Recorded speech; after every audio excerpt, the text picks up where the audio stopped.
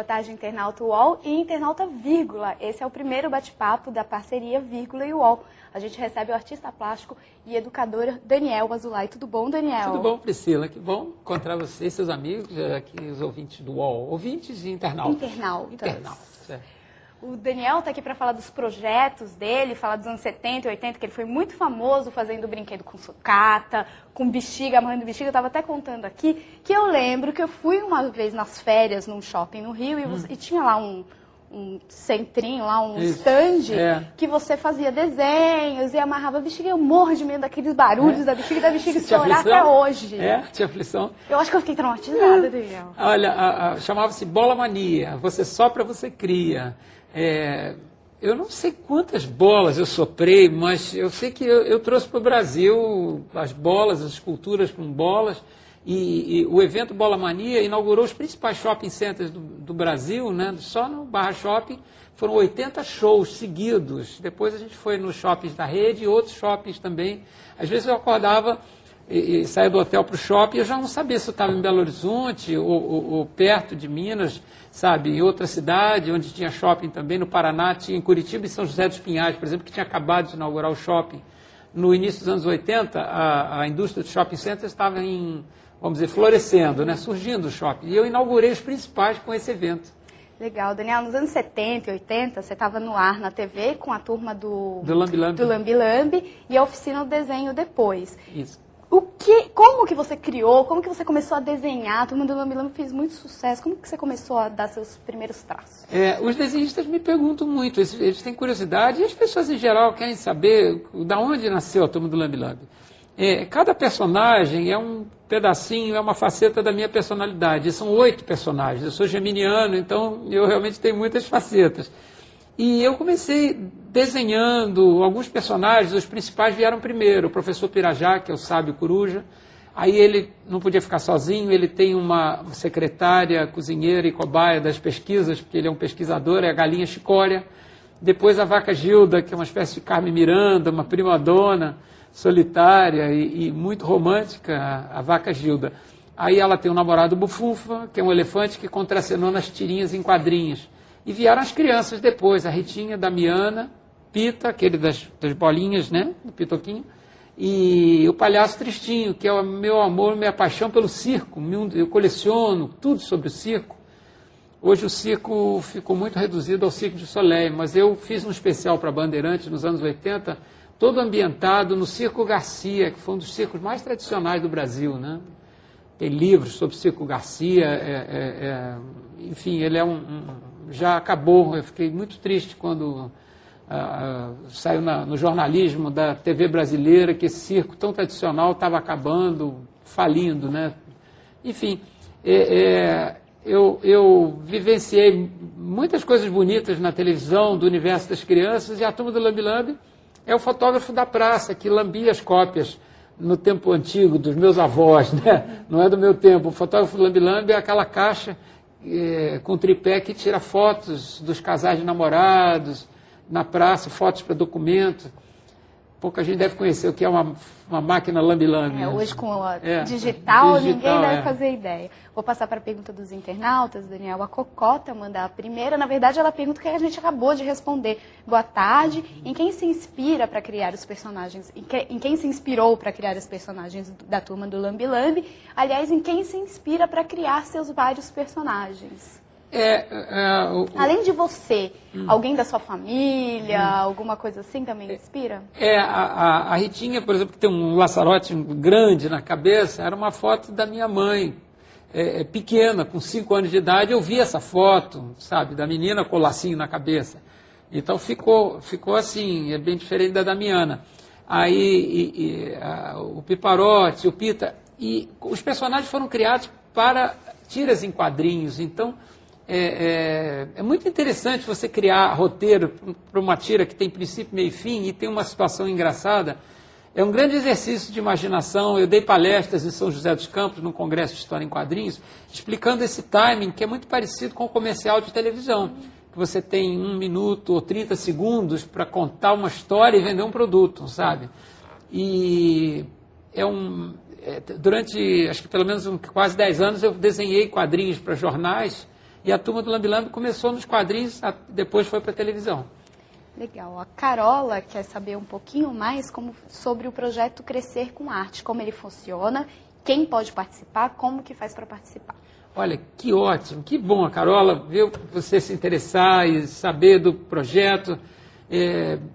Dando uma rápida descrição do que é o projeto, ele nasceu como um projeto gratuito de educação artística para crianças e jovens em situação de risco social. Crianças de comunidade carente, de favelas, de fundações, em qualquer instituição de menores. E nasceu no ano 2000, quando eu divulgava fundações e institutos de menores no meu programa na Band Rio. Era um programa independente e regional, só passava no Rio de Janeiro. Eu recebi um prêmio por dedicar 15 minutos do programa a projetos sociais. Qualquer instituição, uma delas que foi a que foi mais divulgada foram as aldeias infantis SOS. Não sei se todo mundo sabe, aldeia não tem nada a ver com índio, aldeia porque é um condomínio, é um ambiente onde tem a mãe social, onde essa instituição reproduz o núcleo familiar. Tem a mãe social, que hoje é uma função registrada no Ministério do Trabalho, e a mãe social ela faz o papel da mãe na família e as crianças ficam até os 18 anos. Resumindo, esse trabalho das aldeias infantis SOS nasceu na Áustria, no final da Segunda Guerra Mundial, pelo grande número de crianças órfãs na Europa que precisavam recuperar a família para receber uma educação. Aqui no Brasil existem 40 núcleos das aldeias infantis, formando profissionais liberais, médicos, advogados, vamos dizer, um nível, vamos dizer, de padrão internacional em assistência social para menores, para crianças. E eu recebi um prêmio do Instituto Canitz pelo trabalho com as aldeias infantis SOS, fui indicado por elas, mas também ajudei a Fundação São Martinho, que trabalha com meninos de rua no Rio de Janeiro, o Hemo Rio, com campanha de sangue, prevenção de acidentes com o Instituto Brasileiro de Pediatria, e uma série de campanhas, a Casa Ronald, para crianças portadoras de neoplasia. Então, o Crescer com Arte é um projeto que tem todo o descritivo dela na internet. www.danielazulay.com.br, e tem um e-mail também no site para mais informações, porque é um projeto ou inscrito na Lei Rouanet ou oferecido pelas prefeituras. A Prefeitura do Rio de Janeiro fez na Zona Oeste, nas lonas culturais, e entrou em Pindamonhangaba e Mogi das Cruzes, com apoio da Aços Vilares, agora absorvida pela Gerdau, um grupo maior que absorveu Aços Vilares, mas continua prestigiando e mantendo o projeto. E quem pode se inscrever? Sim. E também como que faz? Pela internet só ou tem outros caminhos? Existem dois caminhos. Como o projeto é gratuito para as crianças, ele é inscrito na Lei Rouanet, que permite a dedução de imposto para a atividade social. Então, a instituição pode requisitar uma empresa que destine recursos desse projeto e aí comunique através do site. Né? Ou ela pode se inscrever e dizer, olha, eu quero ser beneficiada na região tal, porque, por exemplo, a Aços Vilares, quando ela aderiu ao projeto e disse, olha, eu vou ajudar e vou fazer, eu vou destinar para a comunidade de Pindamonhangaba e de Mogi das Cruzes. Então, é um projeto itinerante e que segue muito a orientação da empresa que beneficia, né? Então, ela indica a área. Eu estava lendo no seu release que tinham 14 unidades. Ainda são 14? Sim, são 14. Aqui é na Vila Hamburguesa. A oficina de desenho Daniel Azulay está completando 20 anos de existência e é uma rede de unidades franqueadas e que começou com o meu desejo de fazer com que existisse um curso que não existia no tempo que eu era pequeno. Eu sou autodidata, não sei se as pessoas sabem, mas a minha formação é de bacharel em Direito, porque meu pai quis assim, não sossegou enquanto eu não me formei em Direito, e trabalhando ainda 3 anos no escritório de advocacia dele. Foi penoso, mas eu cheguei lá. E como que você começou a desenhar ou não parou de desenhar? Eu comecei desenhando quando entrei no colégio e tive a maior dificuldade de passar de ano, porque eu vivia desenhando mais do que estudando, né? Era tão forte o desejo, eu não saía nem no recreio, ficava na sala. Então, minha mãe não entendia, quando o professor também não compreendia, disse, ele é um aluno um pouco diferente dos demais, Porque ele é muito bem comportado, ele é disciplinadíssimo, os professores gostam porque ele permanece na sala, ele não sai nem da sala por recreio, mas porque eu queria ficar desenhando. No recreio eu tinha que parar de desenhar, eu não parava nem para comer, sabe? Eu vivia no meu mundo ali desenhando. E então foi muito difícil passar a fazer provas sem prestar muita atenção, sem fazer dever de casa. Em casa eu também continuava desenhando. Então, quando eu concluí o curso de Direito, 5 anos, aí eu realmente me dediquei com muito idealismo, com muita paixão ao que eu faço, eu adoro, sabe, desenhar. Vou passar aqui para a pergunta do pessoal, senão eu vou tomar um puxão de orelha. Ó, o Bafon tá falando que cantou muito Algodão Doce na vida, tá dando risadas, e quer saber do seu lado compositor como anda. Bafon? Bafon. Ah, que legal. Eu tenho até o songbook aqui com as músicas para mostrar. Depois a gente pode pegar, a gente mostra. Pelo seguinte, uma curiosidade, o primeiro programa de televisão que eu fiz para crianças era uma TV chamada Guanabara, que era um embrião, a semente da TV Bandeirantes no Rio de Janeiro. Ela nem se chamava Bandeirantes. E a TV Guanabara não aconteceu. Ela levou 1 ano e eu fiz o programa, gravei pilotos e eu fiquei muito frustrado de achar que eu nunca ia fazer televisão porque o programa que eu tinha feito para essa TV Guanabara, o programa não aconteceu porque a emissora não estava estruturada ainda. E eu achava que o problema era comigo. Isso é até uma lição. Muitas vezes a gente deduz que as coisas não vão acontecer achando que é um problema pessoal. Não é, às vezes não é o momento certo, às vezes é a estrutura, é o momento, são os outros, não é você está ótimo, você fez tudo como deveria fazer. Então na TVE, quando eu comecei a fazer tudo de novo, porque me chamaram e assim, eu não fui, eu achei que não vou fazer. Aí tanto insistiram que o programa feito na TV Educativa não ia para o ar. O programa estava pronto e eles não anunciavam a inauguração. Aí eu fui saber que 4 meses depois é porque não tinha música. Mas eu digo, o que aconteceu? Não, que as músicas que indicaram eram músicas que os direitos autorais, a emissora não tinha como cobrir pagamentos de ECAD, de direitos autorais, e ficou um impasse. Eu digo, mas por que não me falaram? Eu digo, o que você pode resolver? Eu digo, me falasse, eu tenho uma música chamada Algodão Doce. E foi assim que eu passei a compor, e durante os 10 anos do programa eu passei a gravar quase um disco por ano. Né? E assim foi o repertório do Barril Voador, da Chicória, a música da Gilda, a música da Chicória que eu fiz em parceria com o Celso Fonseca. E eu passei a também atuar como compositor. Trabalhar com crianças é gratificante, porque você pode se multiplicar, você pode criar de forma quase infinita, porque por mais que você faça, sempre tem coisas novas que você pode fazer.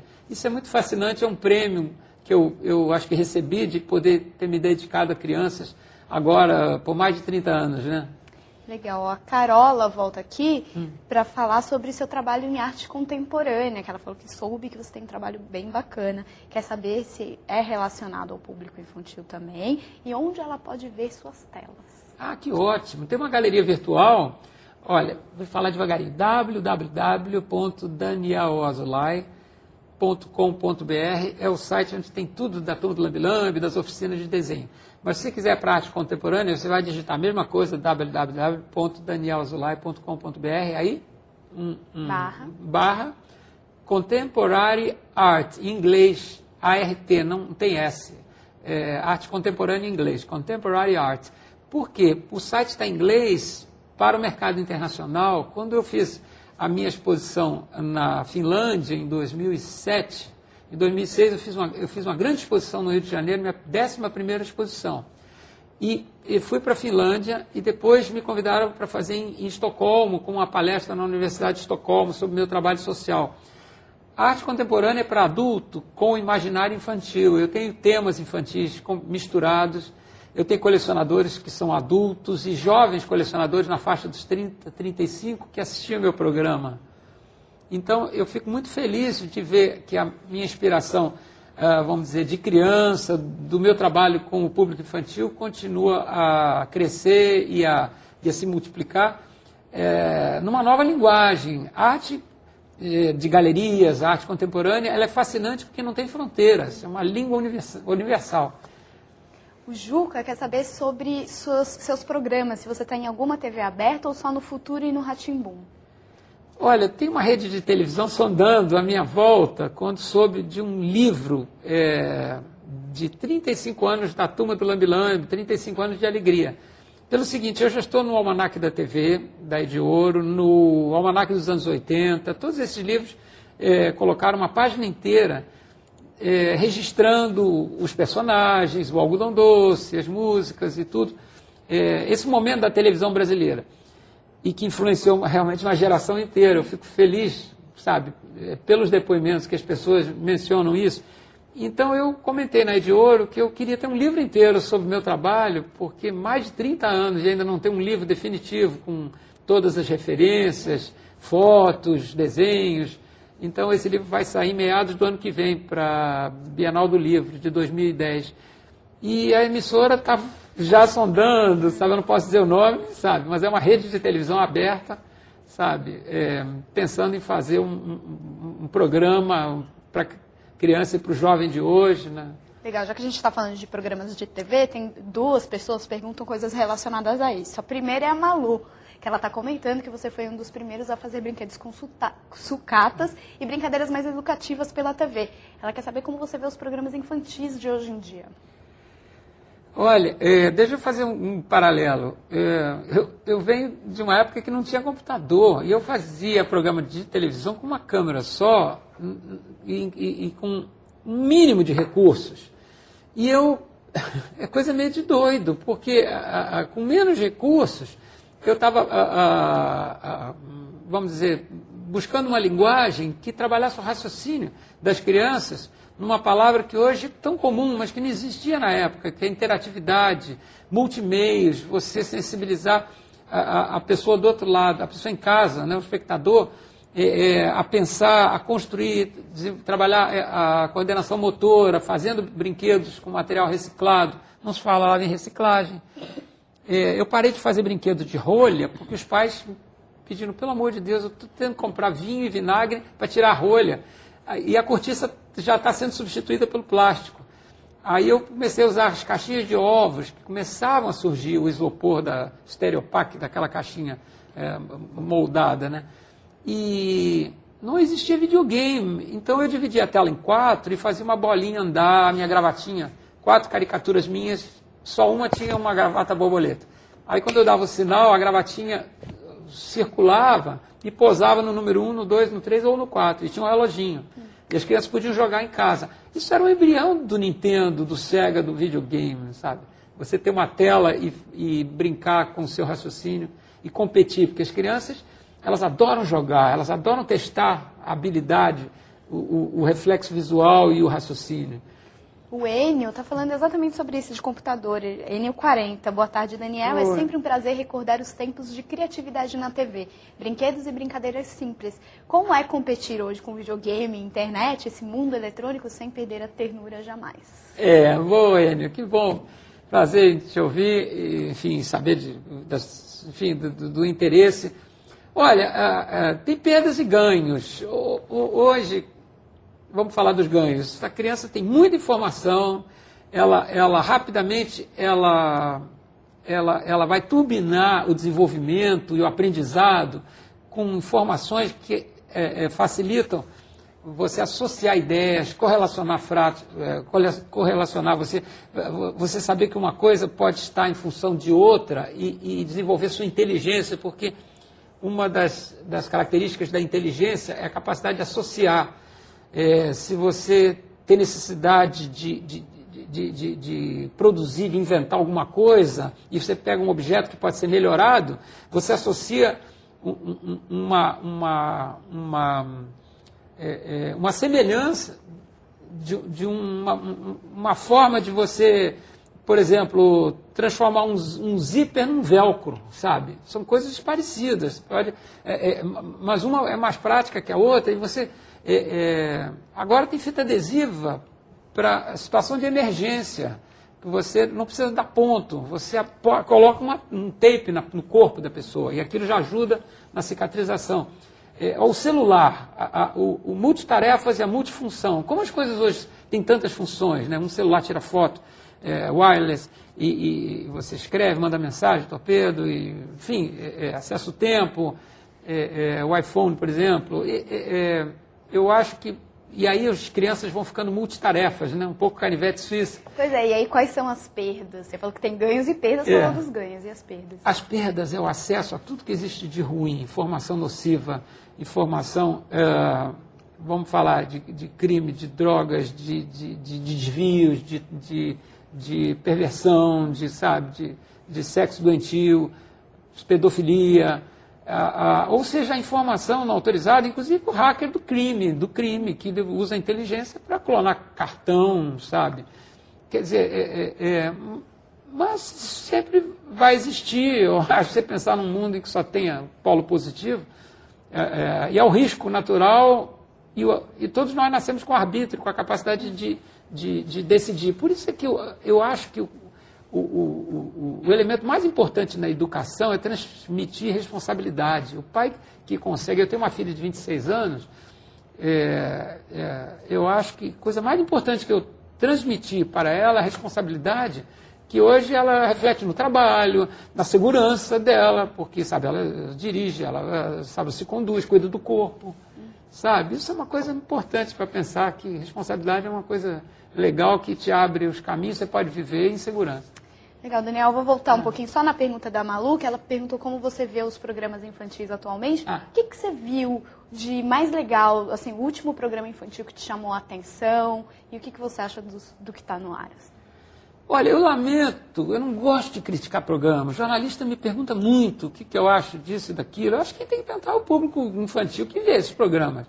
Porque parece que eu estou afirmando que o meu programa, que naquela época que era melhor, que no passado não tinha... Não acho nada. Cada época, cada contexto tem o seu programa. O programa de hoje é ótimo, está voltado, inclusive, para uma linha de montagem que é a herança do passado, que sempre as emissoras abertas gostam de fazer, assim como gostam de fazer novela e comédia de situação, talk show, gosta de fazer sessão desenho, que é um apresentador que pode ser qualquer pessoa e que fique fazendo a costura dos desenhos de um para o outro, e de repente ele para e chama um comercial, ou ele pega e levanta um produto, sabe? É uma fórmula, gasta, mas que funciona porque as emissoras precisam de desenho animado, tem aí uma estratégia de vender produto licenciado com a cara dos bonecos que aparecem. Os desenhos vêm de graça, muita gente não sabe disso. Por que vem de graça? Porque os detentores dos direitos do desenho ganham, e ganham muito bem, vendendo produtos. Mas para o produto vender na loja, a lancheira vamos dizer, do Garfield ou do Pokémon, o Pokémon tem que estar na tela. Porque a venda é emocional, você vê na televisão e pede para o pai comprar. O que você olha lá, coitado do pai, sabe? E a criança fica muitas horas sendo assim, aquela lavagem cerebral ali. É isso que eu acho que a televisão, enfim, a televisão é uma concessão do governo, a programação não pertence às emissoras. O governo é que detém, que tem que impor regras. No Canadá, no Japão, tem horário em que não pode anunciar. E tem que ter uma grade determinada voltada para educação construtiva, para o conhecimento profissional, para preparar o espectador para o futuro. Ele vai ser um adulto, sabe? Então é um desperdício de tempo, né? É um pouco utopia que eu estou falando no Brasil, que a gente conhece, sabe? Com tantos problemas que ainda básicos, sabe? De censura, de linguagem, a começar pelos políticos, né? O pior exemplo que vem, infelizmente, é da classe política. E eu acho, falando positivamente, que os canais a cabo que transmitem o Animal Planet, o Discovery, Mr. Maker, o Art Attack, são maravilhosos, sabe? E fico muito honrado que disseram, o Art Attack é um Daniel Azoulay lá da BBC, lá da Inglaterra, que faz coisas parecidas com os brinquedos dos anos 70. Legal, Daniel. Tem 2 recados para você. Elaine está falando que cresceu vendo você desenhar, que é emocionante estar aqui. Lembrar que o quadro preferido dela era o desenho oculto. Obrigado por fazer parte da minha infância. Ah, que bom. Não era desenho oculto, era o pincel mágico. Pincel mágico. E o Clark está falando que lembra quando foi inaugurado o Plaza Shopping em Niterói, que você fez uma apresentação por lá. Que era muito fã do seu programa, Algodão Doce fluiu para vocês todos. Algodão Doce para vocês. Quantas vezes eu fiz? Eu faço para não esquecer, né? Quando eu ficar muito velhinho, ó, algodão doce para vocês, mas tá dando para fazer o subir. No Plaza, esse evento foi a maior lotação de Dia das Mães, do estacionamento, da história do shopping. Foi Bola Mania combinado com show, com, sabe, voluntários. E o show de shopping não é como no lugar do teatro, que a pessoa assiste e depois de uma hora a pessoa pode ir embora e ninguém parava, travava tudo, os pais brigando que queriam olhar, as crianças ficavam atrás de adultos, os adultos não deixavam as crianças verem. Daniel, e a Elaine falou aqui do desenho oculto, que você já corrigiu. O biriguense quer saber algo relacionado também. Como era feito o truque daquela lousa mágica? Eu pirava naquilo quando eu era criança. Você vai contar o truque? O segredo do pincel mágico. Uma vez eu peguei um avião na ponte aérea e me chamaram na cabine do piloto que ele queria saber o segredo do pincel mágico. Aí ele disse, não vai aterrissar enquanto não contar. Era asa de lagartixa e tinha um componente também que o professor Pirajá não me deixa revelar tudo. É como a fórmula da Coca-Cola. Não pode falar toda. Você só fala um pedaço. A pessoa nunca chega finalmente. Porque o pincel, ele ia revelando uma parte da imagem, sabe? Então, infelizmente, essa é uma tradição, esse segredo permanece. Você não tem um Mr. M para entregar o seu segredo? Não, que nada! O Mr. M é odiado pelos mágicos do Brasil, coitados, que dão um duro danado. Ó, leitora, qual sua postura diante dos desenhos e livros violentos que levam crianças a pensarem e agirem com violência nos dias de hoje, bem diferente dos desenhos sensatos de antigamente? Os desenhos estão mais violentos porque Tom e Jerry eram violentos, vamos combinar, né? Pô, mas era água com açúcar perto de um game de destruição, né? De serial killer, né? Que tem níveis de mórbidos, tem senha para você acessar, tem jogo de atropelar, você se atropelar. Eu tenho vergonha de falar, de atropelar gestante, pessoa grávida, sabe? É doentio isso, sabe? Qual é um jogo maluco que me disseram que inventaram também? Não sei o que foi isso. São coisas mórbidas, de humor muito negro, muito triste isso.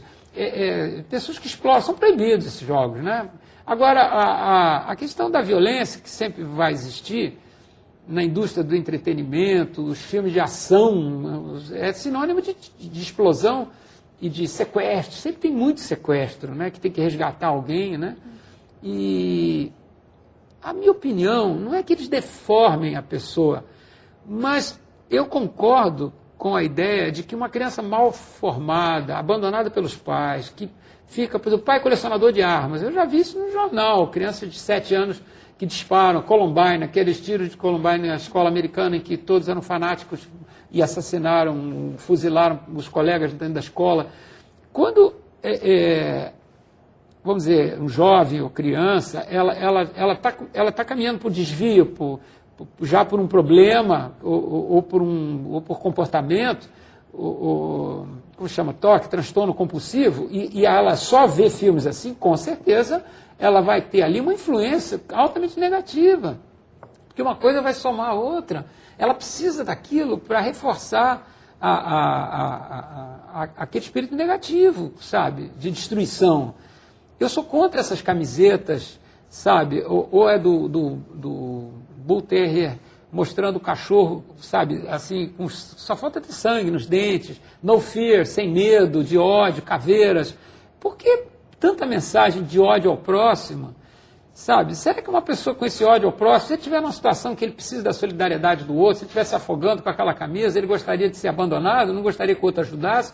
Como é que você, ao invés de uma atitude pacífica e fraternal, você se posiciona sem conhecer o outro, com uma mensagem que agride o próximo? Você está agredindo o outro. Eu, quando leio isso, eu me sinto agredido, e está com ódio de mim. É a mesma coisa que, em vez de você olhar uma pessoa que cruza, você rosna para ela, como um cachorro rosna para o outro. Nós não somos animais, né?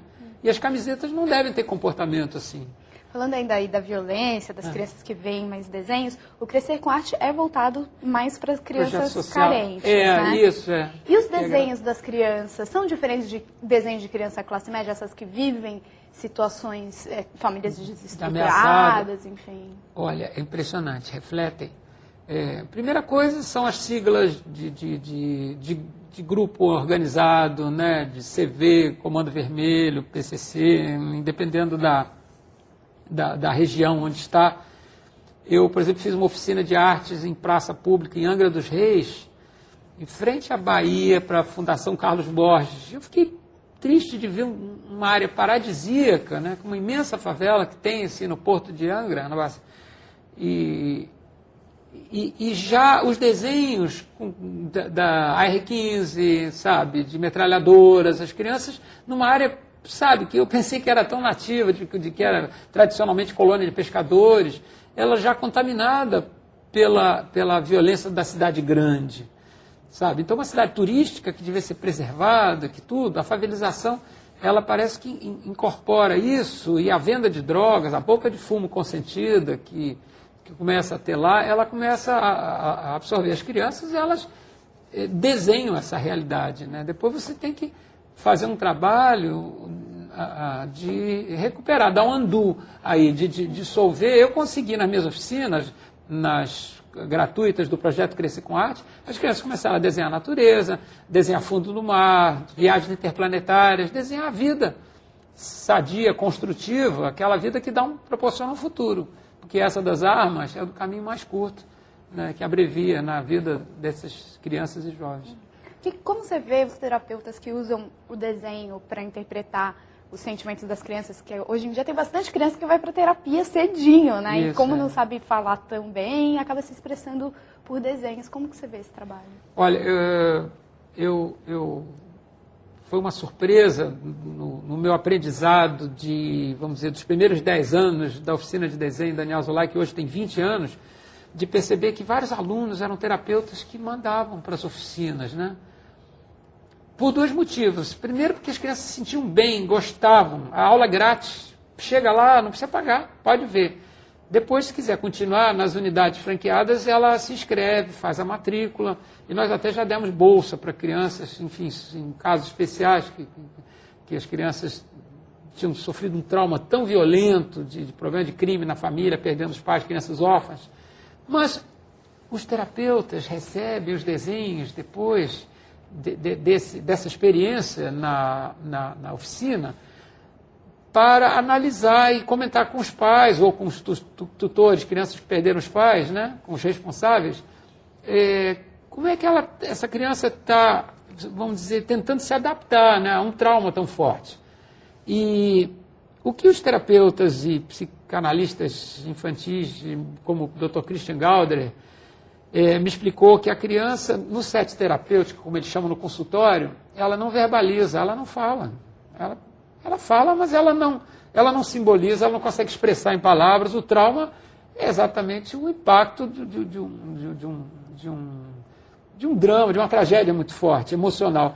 Mas no desenho, o que ela não consegue verbalizar, ela consegue expressar, porque através dos sentimentos, ela consegue refletir de desenhar o que ela está sentindo. Por isso é que desenhar na infância é tão importante, por isso é que eu digo, criança que desenha não passa a infância em branco.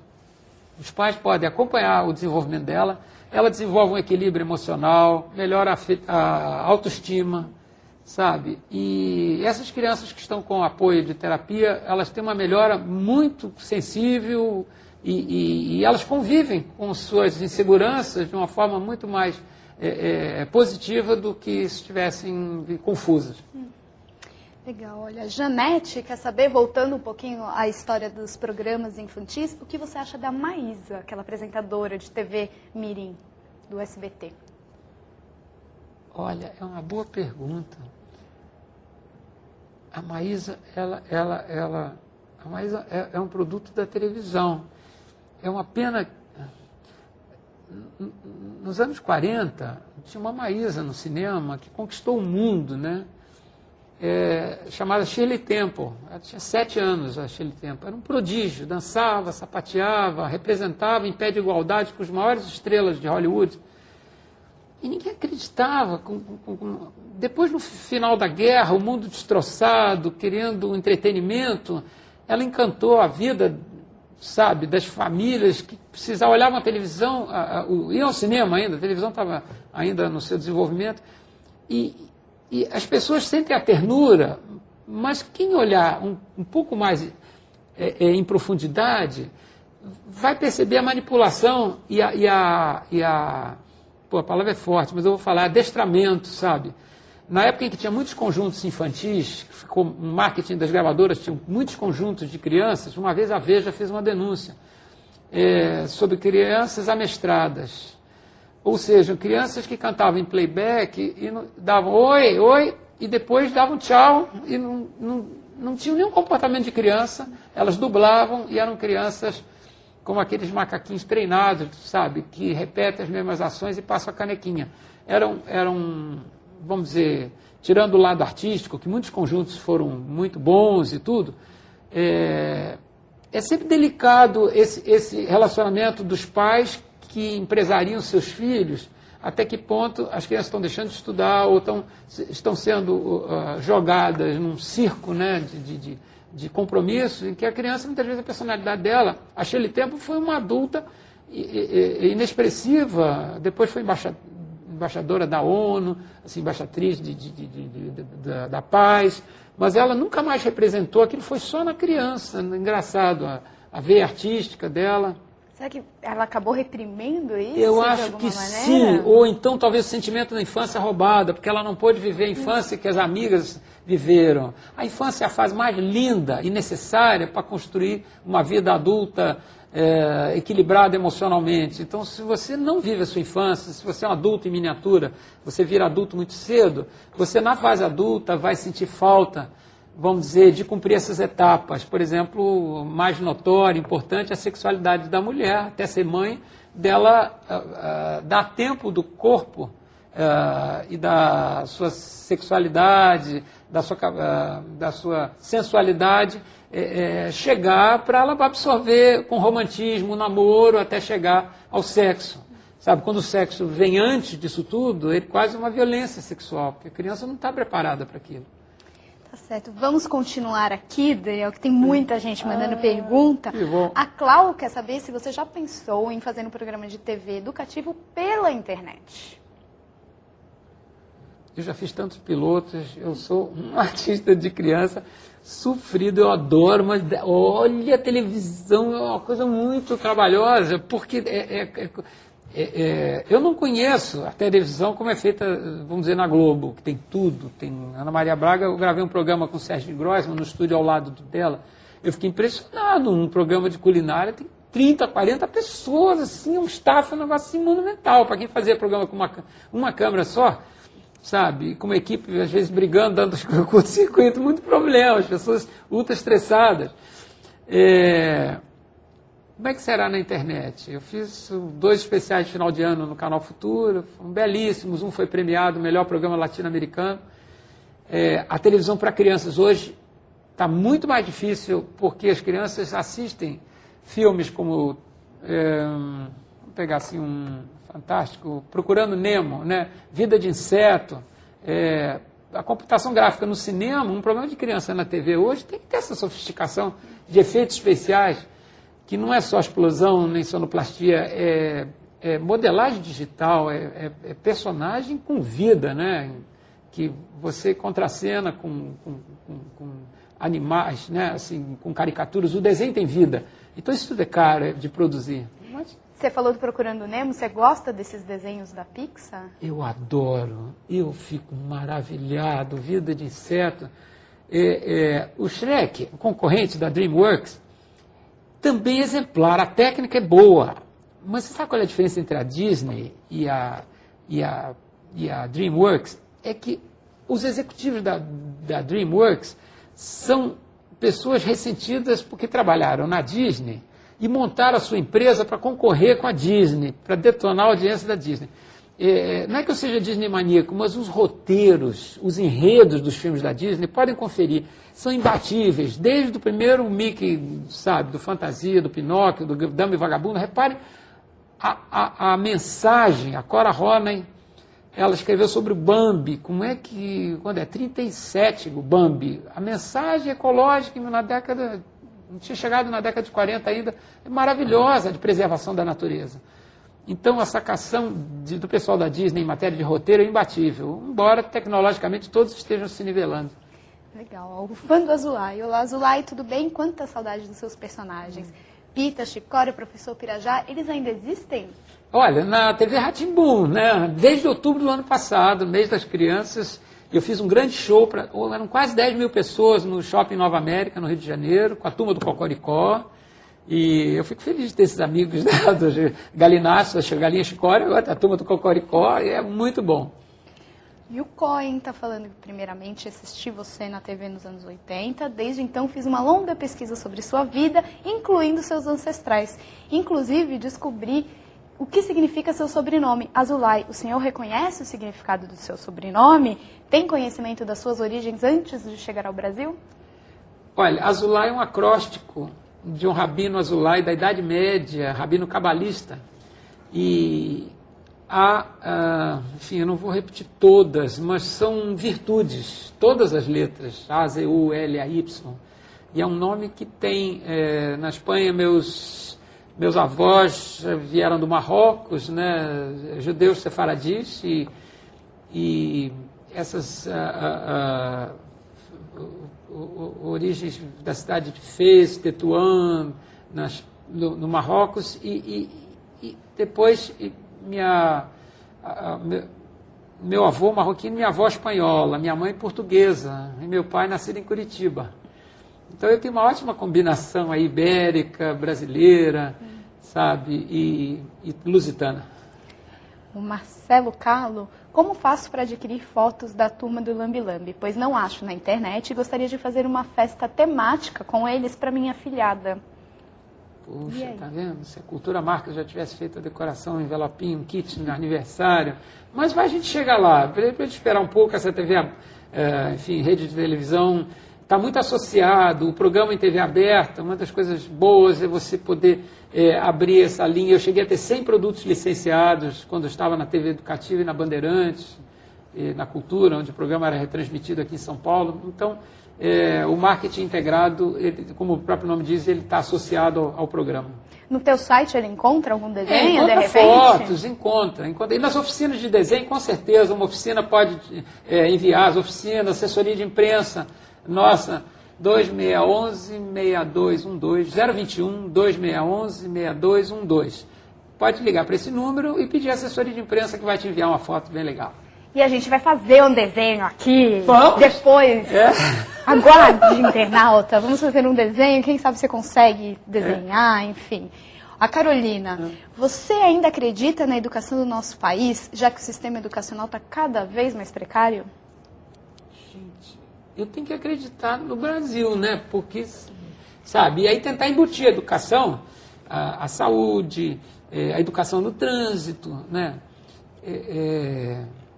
O Brasil tem um problema. O Brasil é um país de dimensões continentais, sabe? Vários países da Europa cabem inteiros dentro do Brasil, sabe? Porque o Brasil é um continente, mas e que cresceu a população, o crescimento populacional, sabe? O Brasil já perdeu o controle do crescimento desordenado que se reflete na violência urbana, no trânsito, sabe, em mil curtos-circuitos que vão acontecendo numa casa que está com a fiação sobrecarregada. Mas o Brasil é um país do futuro, que vai chegar um dia que esse futuro vai ser o país do presente, eu espero, sabe, e que isso, o Brasil vamos dizer, grande país que merece investimentos hoje, no mundo inteiro, do jeito ruim que o mundo está, porque o velho mundo, a Europa, os Estados Unidos, o problema da economia americana. Então, onde vai investir? No Brasil. O Brasil tem território, tem reservas energéticas, minerais. É um país abençoado pela natureza e por Deus. Disse que Deus é brasileiro. Então, eu tenho esperança nisso, que a educação vai acompanhar esse boom, esse crescimento. O Piparote entrou um pouquinho depois no bate-papo, quer saber quando você lança um livro, um almanaque contando a sua história. Vamos repetir isso? Isso, é 2010, pela Ed Ouro. Tá aí, já a reunião foi hoje de manhã. Estou prevendo um ano de escanear muita coisa. O ingresso do Canecão, foto com a Princesa Ana da Inglaterra, com Pelé, o Cazuza no programa, e um DVD, porque eu disse para a editora que um livro sobre televisão, sobre um artista multimídia como eu sou, tem que ter um DVD, não basta ler, não pode só ler e ver figura, né? Bacana. Anderson, Daniel, e codriblar a internet, uma ferramenta muito prática para adquirir informação que nos passa as coisas praticamente mastigadas. Como estimular que as crianças usem essa ferramenta tão útil, mas também pensem, né? Você diz fazer dever de casa, copiar esse mundo pronto que corta caminho, né? Que às vezes até anula a prova, né? Porque as coisas, sabe, em vez de você estudar pelos livros ou raciocinar e aprender uma matéria em profundidade nos livros, você pega um resumo, uma sinopse. Essa é mais uma das coisas ruins, que você, se quiser usar para o mal, você quiser correr riscos, aí é isso que é ética. O meu pai me ensinou que não tem meio honesto. Ou você faz as coisas direito, ou você faz errado. Sabe? Arbítrio é a responsabilidade, é você decidir. Decida. Se você quer ser vagabundo, criminoso, sabe? Quer ser assassino, escolha, sabe? Sabe? Mas você tem a possibilidade de evitar isso tudo, sabe? E de acreditar. Eu sou assim, eu acho sempre que fazendo direito, mesmo que não saia como eu quero, mesmo que dê tudo errado, eu estou demonstrando que eu estou bem intencionado. 5 anos de direito me ajudaram a entender culpa e dolo. Dolo, você tem intenção, você realmente estava bêbado e dirigindo, querendo provocar um acidente, que você sabe que alta velocidade e bêbado você só pode atropelar e matar alguém. Agora, uma coisa que surgiu do nada, um bandido fugiu da polícia que entrou você não pode imaginar que isso vai acontecer. Então é uma culpa diferente. Então, faça as coisas direito. Faça. A gente está falando de que mesmo que entrou esse assunto era de... Por causa da internet, como usar a internet então de uma maneira boa. A internet, sabe, você gosta de informática? Não vai fazer o chupa-cabra no banco. Não vai usar a internet, o teu raciocínio, a tua habilidade. Usa para o bem, usa para aprender, usa para inteligência, sabe? Então, sabe, a maior parte das pessoas age assim, direito, seja correto. Rogerinho, projeto da sua iniciativa recruta voluntários para atuar?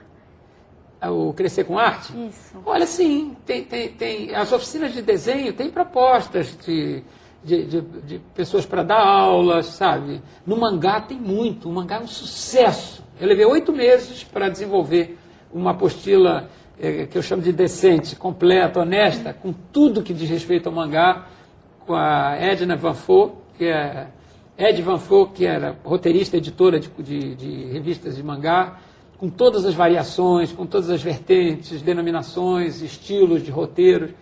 E eu considero meu curso bem desenvolvido para ensinar mangá, até mesmo porque os alunos de mangá sabem muito mais que os professores. Então você tem que ser correto e dar ali um conhecimento para... Porque eles querem desenhar mangá para trabalhar em roteiros de animes, de cinema, sabe? Já é uma visão de profissional, né? Muito interessante isso. E se o Rogerinho quisesse voluntariar? Pode fazer contato pela internet com as unidades franqueadas. Pelo site, pelo então, site, danielzulay.com.br. Isso. Legal. Ó. Tayane quer saber se você já pensou em lançar linhas de produtos artísticos e didáticos. Olha, eu sou tão apaixonado por isso. Tem fotos de tantos produtos que foram lançados, brinquedos educativos. Eu fui pioneiro, não só na sucata doméstica na televisão, mas nos primeiros CD-ROMs em língua portuguesa, porque os primeiros que chegaram ao mercado pela Broderbund, que era uma empresa de multimídia no final dos anos 80, Living Books, que se chamava, com hotkeys. Puxa, hoje é uma coisa banal, mas uma tecla que você enfatizava, você acessava, você fazia links, né? Principalmente isso, links. E aí eu fiz um dos primeiros CD-ROMs em língua portuguesa produzidos no Brasil, que foi a Oficina de Criação, com a Z-Movie Studio. Um dos diretores, o Neto, como era o nome dele? Neto do Amaral Neto, ele trabalhou na Microsoft, em Richmond, Virgínia, nos Estados Unidos, porque eram gênios de programação. Depois fizeram Caras e Bocas, que permitia combinar caras e depois sincronizava. E em casa a criança, o jovem podia gravar e já sincronizava na tela. bem avançado para a época. Legal, a gente está chegando no final. O Deco manda a penúltima pergunta. Ele quer saber se você lembra da história das hemácias que você desenhava e contava nos programas.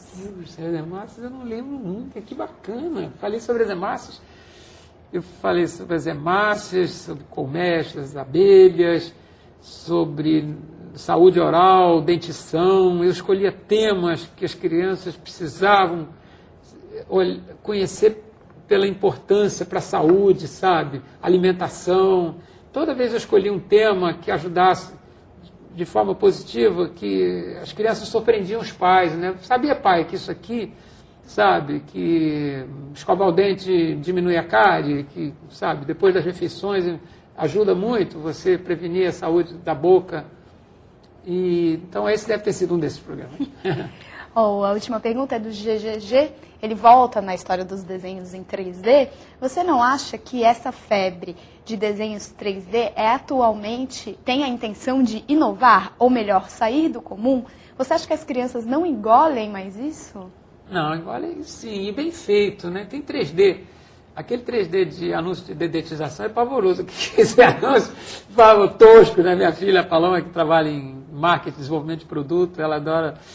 Quando não está bem feita, a coisa está semi-profissional, virou tosca. Então, a pior coisa aí é melhor em 2D. Um desenho, se não tiver, é melhor um desenho mediano, assim, em 2D, do que um desenho de modelagem digital em 3D, duro, robô, aquela múmia, aquela coisa assim, é muito feio. Em 3D tem que ser muito bom. Tem que ser muito bom, gente, muito bom. E no Brasil a gente tem o Cassiopeia, que é um desenho pioneiro, né, sabe?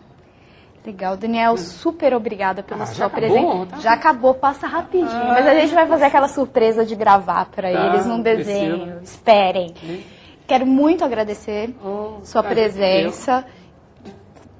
Vou torcer muito para o livro dar certo e para você fechar esse programa na TV aberta também, que isso tá mais engatinhando. Queria saber se você tem um último recado para dar para os internautas que estão assistindo a gente agora. Olha, o recado é agradecer essa possibilidade, maravilha de tecnologia, que a gente pode estar aqui conversando, matando saudade, né?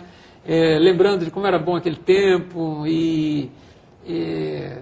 Mas eu não sou muito nostálgico, não. Foi bom o tempo e hoje também está ótimo, sabe? Eu sou sempre otimista e vejo as coisas sempre pelo lado melhor possível. Cada dia que a gente está aqui é uma bênção, uma maravilha, sabe? Vamos curtir e fazer as coisas que a gente gosta, porque assim a gente faz tudo bem feito. E algodão doce para você, Priscila, e para todo mundo. Antes de eu encerrar, uma curiosidade minha, que eu ia deixar passar batido, quantos suspensórios você tem? Porque é tua marca registrada, né? Tem um monte. O Sérgio Grossi manda, quem acessar o YouTube, ação 1 e ação 2, ele me fez essa pergunta. E eu não sabia o que responder, agora eu já sei. Eu falei assim, o Elton John tem uma coleção de óculos, que o Elton John tem óculos de tudo, né? Eu tenho muitos suspensórios, muito, de todos os tipos, né? Mas hoje eu coloquei esse aqui mais assim, para vermelhinho e tal, com a blusa azul, simples. Mas eu tenho muitos suspensórios e muitas gravatas. E uma gravata borboleta que roda também, que funciona a pilha. Legal. Obrigada, Daniel. Obrigada, internauta. Algodão doce para você. Tchau.